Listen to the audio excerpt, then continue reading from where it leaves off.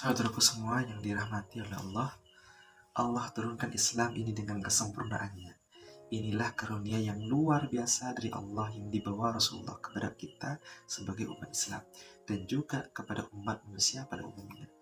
Islam tidak hanya mengatur urusan ubudiyah semata, tapi mencakup seluruh aspek kehidupan, mulai dari bangun tidur hingga tidur kembali, mulai bagaimana mengurus diri sendiri, mengurus masyarakat, hingga mengurus negara.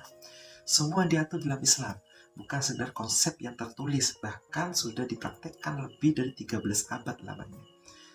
Inilah bukti firman Allah SWT yang telah Allah sabdakan dalam Al-Quran Surah An-Nahl ayat 89.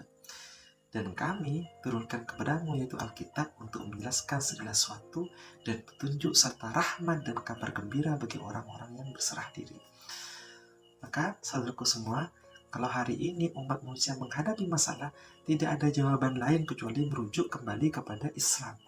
Apalagi jika kita mengaku sebagai seorang muslim, yang setiap hari berikrar bahwa sungguhnya sholatku, ibadahku, hidup dan matiku hanya untuk Allah pencipta alam semesta. Termasuk pula ketika kita menghadapi masalah kesejahteraan. Islam memiliki cara yang khas, unik dan didasari oleh keimanan. Secara individu, Allah merintahkan setiap muslim yang mampu untuk bekerja mencari nafkah untuk dirinya dan keluarganya yang menjadi tanggungannya. Rasulullah juga bersabda, mencari rezeki yang halal adalah salah satu kewajiban di antara kewajiban yang lain. Jika seorang miskin, ia diperintahkan untuk bersabar dan bertawakal seraya tetap berprasangka baik kepada Allah sebagai zat pemberi rezeki. Haram bagi dia berputus asa dari rezeki dan rahmat dari Allah. Nabi SAW bersabda, janganlah kamu berdua berputus asa dari rezeki selama kepala kamu berdua masih bisa bergerak. Sungguh manusia dilahirkan oleh ibunya dalam keadaan merah tanpa mempunyai baju. Kemudian Allah memberi dia rezeki. Secara jama'i atau kolektif, Allah memerintahkan kaum muslimin untuk saling memperhatikan saudaranya yang kurangan dan membutuhkan pertolongannya. Rasulullah bersabda, tidaklah beriman kepadaku siapa saja yang tidur dalam keadaan kenyang sementara ada tetangganya kelaparan, padahal ia tahu. Termasuk Rasulullah juga bersabda, penduduk negeri mana saja yang di tengah-tengah mereka ada seorang yang kelaparan, yang mereka biarkan, maka jaminan atau perlindungan Allah terlepas dari diri mereka.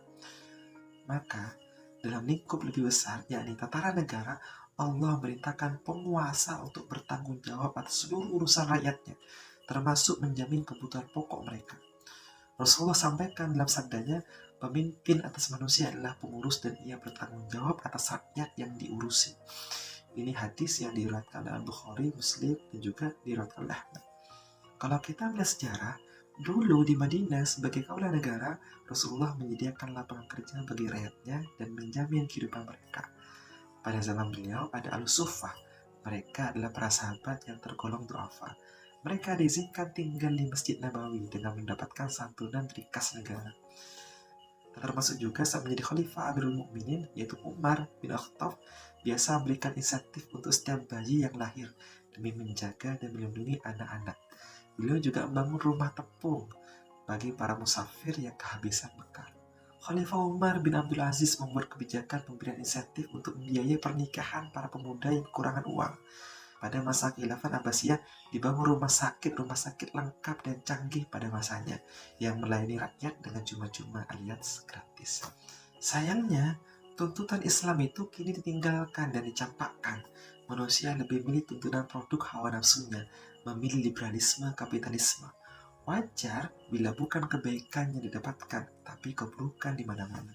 Oleh karena itu, saatnya kita kembali kepada Islam. Buatlah Rasulullah tersenyum di alam sana, karena gembira melihat umatnya masih memegang teguh dan menerapkan risalahnya. Ingatlah, jaminan Allah jika penduduk negeri beriman dan bertakwa, niscaya Allah membuka untuk mereka pintu keberkahan dari langit dan juga dari bumi.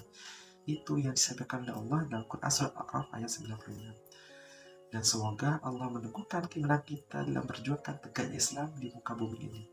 Wallahu a'lam bishawab.